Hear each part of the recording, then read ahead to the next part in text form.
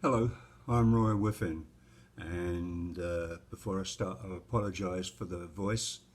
I've had a summer cold all week, and so I've still got it up here. But anyway, this week I want to start off about our bond, our $90 million bond that they want you to vote on November the 5th. Now, going back over time, this is not just the current administration, but going back and back and back and back. The city, the county, Fort Bend ISD, they've all done it. Now, what I'm talking about is if in any other institution people were to do this, it would be called price fixing. Here, it doesn't seem to be the case. We have a institution here called the Economic Development Council, and its name that I give it is the Good Old Boys Network, because these guys have fixed it so that they get all the business. But not only do they get all the business, but they don't have to really work that hard at it. And here's how I explain it. If you were going to have something built, you would get an architect to draw your drawings. You would then get an estimator to work out the cost. And then you would go to builders and get estimates. Seems to be a fair process. Now, when I've asked to see the architect's drawings, when I've asked to see the estimates, 9 times out of 10 there aren't any. But the city, the county, and Fort Bend ISD give out exactly how much money they've got for that project. Now, if somebody tells you that they've got $6.6 million for the project, and you know in your Good Old Boys network that there's only 3 of you bidding on it, you know that you've got somewhere between 6.6 and perhaps $5.6 million that you're going to bid somewhere in that region, even though it can be proven that it can be built a lot cheaper. And that's what's happened over the years. We've got a great city, we've got some great places like the city centre and the mall and all the rest of it, but they were built at a cost above and beyond. They were built unfairly on your tax dollars. As I say, anywhere else this would be illegal. It would be called price fixing. But here, they get away with it quite happily because they know that you, as a taxpayer, feel that you can't do anything about it. You're just one out of 120,000 these days. And it's not true. You can do something about it. And this coming November the 5th, you can say to the city on their $90 million project, not no, but hell no. You're not going to do it again to us. You're not going to screw us out of our good tax dollars. You're taking $234 million in the budget, plus the $40 million override that you've got in there.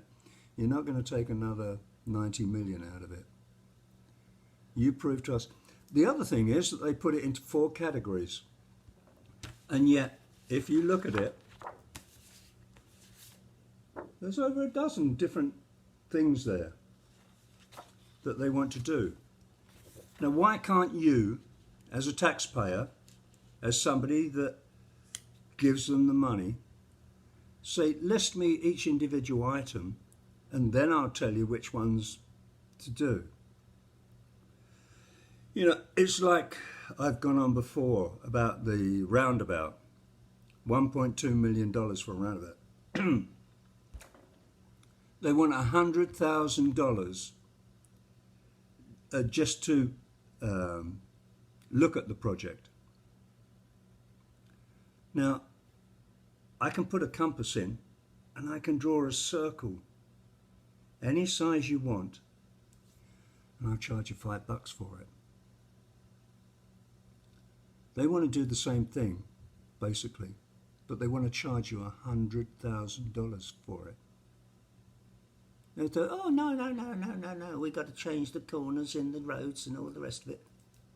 No, it's all been done before. It's not as if it's new. Excuse me. And we don't need the roundabout. Soldier Field is a road that's hardly ever used. You know, First Colony Boulevard is the one that they go up and down all the time. We don't need it.